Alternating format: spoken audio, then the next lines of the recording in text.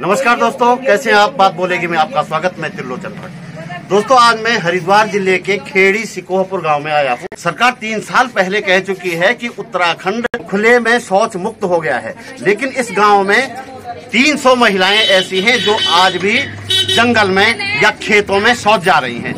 आप लोगों के घर में शौचालय है? किसके घर में नहीं है? तो ये हालत है। करीब 2 किलोमीटर दूर किसी के खेतों, इन लोगों के अपने खेत भी नहीं है। सबसे बड़ी बात यह है, और लड़ाई झगड़े की स्थिति आ जाती है। गंगा किनारे बनारस में जब इस भव्य लाइट एंड साउंड शो की तैयारियां की जा रही थी, करोड़ों रुपए खर्च करके पूरे देश का ध्यान इस शो की तरफ आकर्षित करने का प्रयास किया जा रहा था। करीब करीब उसी वक्त मैं गंगा के किनारे एक और शहर हरिद्वार के पास खेड़ी सिकोहपुर गांव में था। करीब 2300 परिवारों वाला यह गांव उत्तराखंड के बड़े गांवों में गिना जाता है। यहां आधी आबादी अनुसूचित जाति के लोगों की है और आधी अल्पसंख्यक समुदाय की। उत्तराखंड सरकार ने दोनों वर्गों की बिना भेदभाव के उपेक्षा की है। गांव की ये कीचड़ भरी गलियां इसका उदाहरण हैं।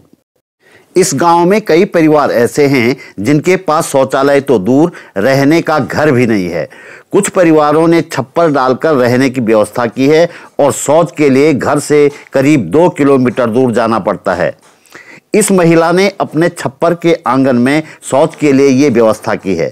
कहती हैं, एक बार एक अधिकारी शौचालय बनाने का वायदा करके नाम लिख कर ले गया था, कुछ नहीं हुआ। जब ये मैं शौचालय में बैठती हूँ ना और इधर आदमी देखते हैं ना, तो मैं ऐसे नीचे डूब के जब फलेस में बैठती हूँ। बताओ किसकी फलेस में बैठा है। अब ये बाद में इन्होंने ऐसे लगाया, नहीं तो ये केवल इतना था। ये यहाँ तक इन्होंने मिट्टी का ऐसे बना रखा है। ये वाला था, ये अभी किया इन्होंने ऐसे। ये इसकलाल हैं। इनके 4 बच्चे हैं। पत्नी की कई साल पहले मौत हो गई। कोई रोजगार नहीं और घर रहने लायक नहीं। बच्चे अपने चाचा के घर में रहते हैं, खुद इसी घर में। 2 दिन पहले छत का बड़ा हिस्सा टूटकर गिर गया।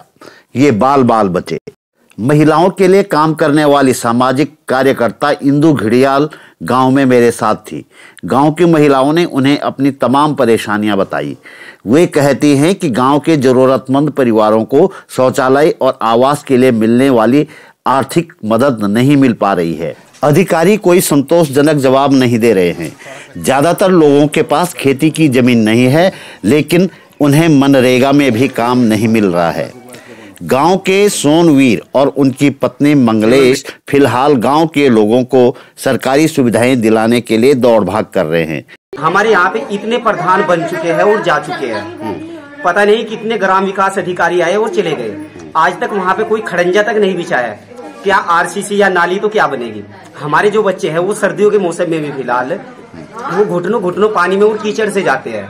जो हमारी दिक्कत है सर, हमारे पुरुष भी नहीं जैसे जंगल जाना है,